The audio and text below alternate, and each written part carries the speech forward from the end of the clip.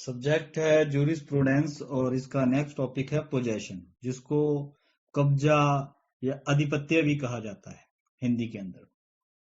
Question आ जाता है कि define possession and explain its various kinds. आधिपत्य की परिभाषा देते हुए उसके विभिन्न प्रकार बताइए। ठीक है, मतलब कब्जे को परिभाषित कीजिए और उसके आवश्यक तत्व बताइए। Define possession and state it's essential elements.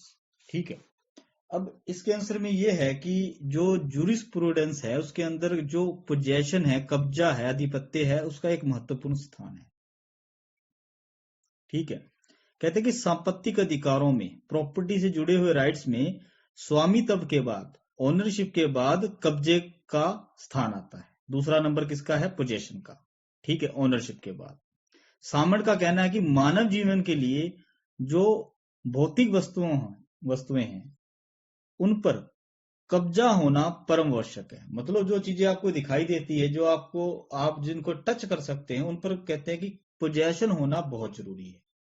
ठीक है, कब्जे के आधार पर कोई व्यक्ति किसी भौतिक वस्तु का उपभोग कर सकता है। इसके बिना मानव जीवन असंभव है। मतलब अगर कोई ऐसी चीज है जिसको टच किया जा सकता है, ठीक है, जिस पर कब्जा किया जा सकता है, तो बिना पोजेशन के आप उसका यूज नहीं कर सकते। ठीक है, वस्तुत कब्जा ह्यूमन बीइंग, मनुष्य एवं वस्तुओं के बीच आधारभूत रिलेशन को एक्सप्रेस करता है, उसकी अभिव्यक्ति है। क्लियर? अब कब्जे के बारे में अगर देखा जाए तो कहते हैं कि ओनरशिप का, स्वामित्व का पहला लक्षण क्या है? पोजेशन ही है। मान लो भी आपने कोई घड़ी पहनी है या चैन पहनी है, तो भी जिसके गले में है तो यही माना जाएगा, यही पहला एविडेंस है कि वो चीज उसी की है जिसने पहनी है।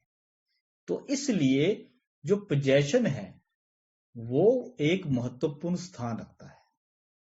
ठीक है, आप साइकिल चला रहे हो तो सारे लोग क्या समझेंगे कि साइकिल आपकी है। आपके पास घड़ी है, पहन रखी है आपने, लोग क्या समझेंगे कि वो घड़ी आपकी है। चैन पहननी है, ठीक है, तो लोग क्या समझेंगे, हम क्या समझेंगे कि आपकी है। मतलब जो पोजेशन है वो ओनरशिप का फर्स्ट सिम्टम है, मतलब लक्षण है। ठीक है, अब कब्जे के बारे में, पोजेशन के बारे में अलग अलग ऑथर ने अलग अलग डेफिनेशन दे रखी है। जैसे सामण है, सामण के अनुसार, इनके अनुसार इन्होंने क्या कहा है कि किसी वस्तु मतलब कोई प्रॉपर्टी या कोई गुड्स एवं व्यक्ति के बीच में निरंतर और वास्तविक जो रिलेशन है उसको कब्जा कहते हैं। कहने का मतलब सामण की इस डेफिनेशन से ये क्लियर होता है कि कब्जे का रिलेशन वस्तु से है, ना कि राइट से। जरूरी नहीं उस पर, प्रॉपर्टी पर उसका कोई अधिकार हो, रिलेशन से है भाई। ये माना जाएगा कि ये चीज चाहे आपकी है या नहीं है, लेकिन आपके कब्जे में है, तो ये माना जाएगा इस पर आपका कब्जा है। ठीक है, उसके बाद है फ्रेडरिक पोलक। इन्होंने क्या कहा है कि कब्जे से अभिप्राय है किसी वस्तु पर फिजिकल कंट्रोल। भाई पोजेशन का मतलब क्या है कि किसी वस्तु पर, किसी गुड्स पर फिजिकल कंट्रोल होना ही कब्जा है। इस प्रकार पोलक कब्जे को फिजिकल कंट्रोल के रूप में डिफाइन करते हैं। इस प्रकार बहुत सारी डेफिनेशन दे रखी है। ठीक है, एयरिंग की डेफिनेशन है, इन्होंने क्या कहा है कि इसे यूं कह सकते हैं कि पोजेशन स्वामित्व की ढाल है जो तथ्य स्वामित्व रखने वाले व्यक्ति को प्राप्त है। ठीक है, फिर इंग्लिश लॉ के अनुसार कब्जे की मुख्यतः 3 अवधारणाएं हैं। पहली क्या है? किसी व्यक्ति का वस्तु पर कब्जा और फिजिकल कंट्रोल दोनों हो सकते हैं। मतलब पोजेशन भी हो सकता है और फिजिकल कंट्रोल भी हो सकता है। कहने का मतलब भाई आपकी चीज है, आपका उस पर कब्जा है, आपकी घड़ी है, आप ही की है और आपने ही पहन रखी है, मतलब कब्जा भी है और फिजिकल कंट्रोल भी आपका है। कहते हैं किसी व्यक्ति की, दूसरा पॉइंट क्या है, किसी व्यक्ति या भौतिक कंट्रोल के बिना भी वस्तु पर कब्जा हो सकता है। ठीक है, आपने कोई बुक्स है आपकी, आपने किसी को दे दी, ठीक है, तो फिजिकल कंट्रोल किसका है? जिसको दी है। लेकिन कब्जा किसका माना जाएगा? कब्जा आपका ही माना जाएगा। क्लियर? किसी व्यक्ति का, तीसरा पॉइंट है, किसी व्यक्ति का कब्जे के बिना भी वस्तु पर फिजिकल कंट्रोल हो सकता है। जरूरी उसका कब्जा हो, लेकिन फिजिकल कंट्रोल है। जैसे आपने कोई बुक दी आपके दोस्त को पढ़ने के लिए, कब्जा आपका है, फिजिकल कंट्रोल उसका है। उसके पास क्या है? बिना कब्जे के फिजिकल कंट्रोल है। मतलब बिना कब्जे के, बिना पोजेशन के फिजिकल कंट्रोल हो सकता है। इस प्रकार कब्जा किसी वस्तु पर व्यक्ति के फिजिकल कंट्रोल का एक ऐसा भौतिक कंट्रोल रखने की इच्छा, जिसको एनिमस बोला जाता है, का घोतक है। जब किसी व्यक्ति का किसी वस्तु, कोई गुड्स पर फिजिकल कंट्रोल होता है और ऐसा कंट्रोल होने या बनाए रखने की उसकी इच्छा होती है, तो ये कहा जा सकता है कि उस व्यक्ति का उस वस्तु पर कब्जा है। भाई आपके पास कोई चीज है, फिजिकल कंट्रोल आपका है, और आप उसको बनाए रखना चाहते हैं क्योंकि वो आपकी है, तो आपका उस पर कब्जा, आपका उस वस्तु पर कब्जा माना जाएगा। ठीक है। अब कहते हैं कि इसके एलिमेंट्स क्या हैं, तत्व क्या है। पहला तो है भौतिक तत्व, जिसको क्या कहा जाता है? Corpus possessions. कॉर्पस किसको कहते हैं? भौतिक। भौतिक मतलब फिजिकली कंट्रोल, किसी वस्तु पर फिजिकल कंट्रोल होना। ठीक है। कॉर्पस से मतलब है वस्तु पर एकल कंट्रोल से, तथा इसमें दूसरे व्यक्तियों को कब्जे से वंचित रखने की क्षमता भी निहित है। ठीक है।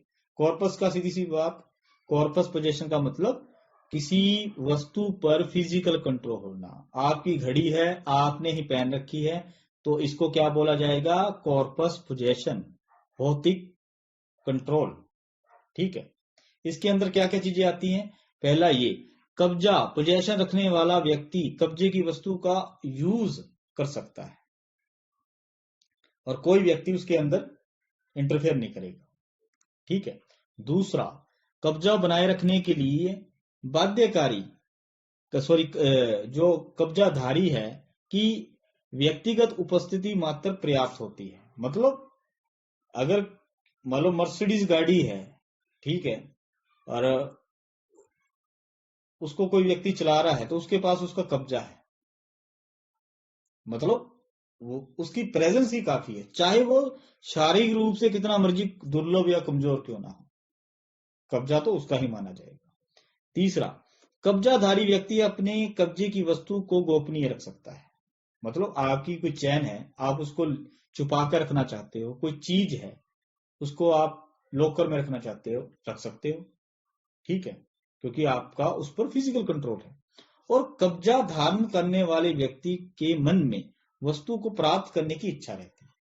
एक विल होती है, एक इच्छा होती है उस वस्तु को प्राप्त करने की। मान लो कि एक चोर है, वो आपकी चैन निकाल कर भाग गया, ठीक है, लेकर भाग गया, तो आप उसका पीछा कर सकते हो, उसको पकड़ सकते हो, क्योंकि आपकी वहां पर इच्छा होती है उस वस्तु को वापस लाना।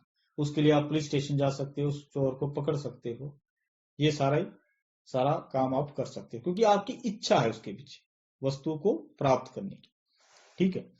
दूसरा है मानसिक तत्व। पहले आपने क्या पढ़ा? कॉर्पस पोजेशन, जिसको कहते हैं कि फिजिकल कंट्रोल किसी प्रॉपर्टी पर, किसी वस्तु पर।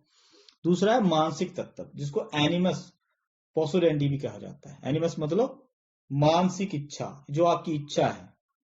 मतलब किसी वस्तु पर पोजेशन बनाए रखने की मानसिक इच्छा होती है। इस इच्छा की एक्सप्रेस किसी अन्य व्यक्ति को अपवर्जित रखने के रूप में हो सकती है, वे दूसरा व्यक्ति इसके अंदर इंटरफेयर ना करे। दूसरे शब्दों में क्या कहा जा सकता है कि किसी वस्तु पर फिजिकल कंट्रोल, कब्जा, पोजेशन रखने वाले व्यक्ति की इच्छा उस वस्तु का यूज करने के हो या नहीं, किंतु उस पर कब्जा बनाए रखने की इच्छा का होना आवश्यक है। इस संबंध में कुछ एक बातें लिखी हैं, वो पढ़ेंगे। पहली बात यह है, किसी वस्तु पर पोजेशन रखने वाले व्यक्ति का दावा एक्सक्लूसिव होना चाहिए, अर्थात उसका अन्य व्यक्ति को अपवर्जित करने का आशय होना चाहिए। कहने का मतलब आपने कोई चीज किसी के पास गिरवी रख दी, ठीक है, फिर पैसे दे जाऊंगा और अपनी ये चैन वापस ले जाऊंगा, तो यहां पर आपका कौन सा कब्जा माना जाएगा? फिजिकल कंट्रोल तो किसका है? जिसके पास आपने रखी है। लेकिन एनिमस पोजेशन, एनिमस पोसेडेंटी जिसको कहा जाता है, वो आपका है, ठीक है, क्योंकि आप उस चीज को वापस प्राप्त कर सकते हो, ठीक है, और आप अगर वो नहीं देता तो आप उसके विरुद्ध दावा कर सकते हो, और आपका जो दावा है वो एक्सक्लूसिव होना चाहिए, ठीक है। दूसरा है, कब्जा धारण करने वाला व्यक्ति किसी वस्तु को कस्टडी के तौर पर भी धारण कर सकता है, जैसे गिरवी के मामलों में, ठीक है। जैसे गिरवीदार है, ऋण को अदायगी तक गिरवी की वस्तु को अपने अभिरक्षा में रख सकता है। मतलब आपने पैसे लिए किसी के पास, तो उसके पास चैन रख दी, ठीक है, उसका फिजिकल कंट्रोल है, तो वो तब तक अपने पास रख सकता है जब तक आप उसके पैसे नहीं दे देते, ठीक है। तीसरी बात, किसी वस्तु पर पोजेशन किसी अदर पर्सन के थ्रू भी किया जा सकता है, ठीक है। जैसे मैंने कोई चीज खरीदी, फोन किया, पेमेंट कर दी ऑनलाइन, कोई चीज खरीदी और उससे ये कहा कि मेरा एजेंट आएगा उसको दे देना, ठीक है। मैंने अपने एजेंट को भेजा, उसने जो ही वो चीज उस दुकानदार से ली, ठीक है, वैसे ही वो कब्जा मेरा माना जाएगा।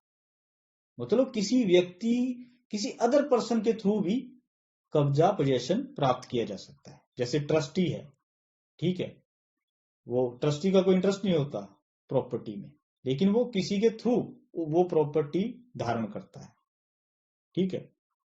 उसके बाद है, किसी वस्तु पर कब्जा मतलब पोजेशन धारण करने के इंटेंशन का न्यायोचित होना आवश्यक नहीं है, यह सदोष भी हो सकता है। भाई कब्जा सही भी हो सकता है, गलत भी हो सकता है, ठीक है। मान लो किसी व्यक्ति ने बाय फोर्स किसी प्रॉपर्टी पर कब्जा कर लिया, तो कब्जा ही है, चाहे वो सही तरीके से हो चाहे वो गलत तरीके से हो, ठीक है। उसके बाद ये बताया कि कब्जाधारी का इंटेंशन सामान्य हो सकता है, अर्थात स्पेसिफिक होना जरूरी नहीं है।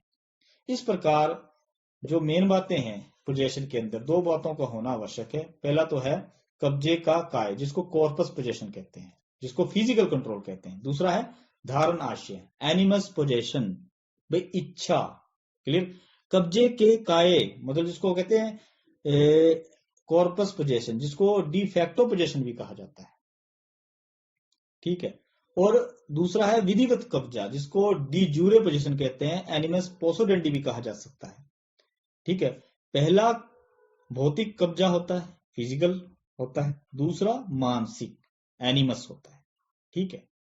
ये है, तो इसमें हॉलैंड, सैमनी तथा हेरिंग के अनुसार भी कब्जे के लिए दो तत्वों का होना जरूरी है। इन्होंने ये माना कि दो तत्व एलिमेंट्स होते हैं पोजेशन के लिए।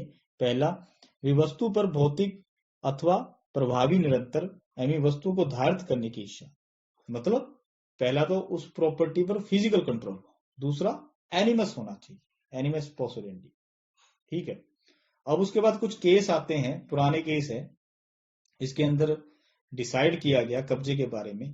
पहला तो केस है टेबर बनाम जैनी का मामला। इस मामले में क्या आता है कि जहाज था, जहाज का एक लंगर होता है जो रस्सी से बांधा होता है, ठीक है, वो समुद्र के अंदर फेंक रखा था, उसके अंदर बेल मछली फंस गई, ठीक है, 15 फैदम नीचे, ठीक है, पानी में रोका गया उस बेल मछली को, ठीक है। इसमें कब्जा किसका माना गया? इसमें कब्जा जहाज का माना गया। भाई जहां तक वो लंगर जाएगा, ठीक है, उसके अंदर कोई चीज फंस जाती है तो वो जहाज की ही मानी जाएगी। उसके बाद केस है रैग बनाम रीली का मामला। इसके अंदर क्या था कि एक व्यक्ति अपनी भेड़ों को हाँक रहा था, उसकी भेड़ों में किसी दूसरे पर्सन की, दूसरे व्यक्ति की जो भेड़ें वो मिक्स हो गई, ठीक है। जब उसने अपनी भेड़ों को बेचा तो उसको पता लगा कि ये तो भेड़ें एक्स्ट्रा हैं, ठीक है। और उसको पता चला कि ये किसी और व्यक्ति के है, तो उस मामले में उस व्यक्ति का कब्जा नहीं माना गया, उसे चोरी का, थेफ्ट का दोषी माना गया, क्योंकि उस भेड़ों पर उस व्यक्ति का कब्जा नहीं था। ठीक है। उसके बाद तीसरा केस आता है मैरी बनाम ग्रीन का मामला। इसके अंदर एक बढ़ई द्वारा नीलाम में दराज वाली एक मेज खरीदी गई। एक व्यक्ति था जिसके द्वारा एक नीलामी के अंदर एक टेबल खरीदी गई थी, और उस टेबल के एक दराज में एक गुप्त दराज था टेबल के अंदर।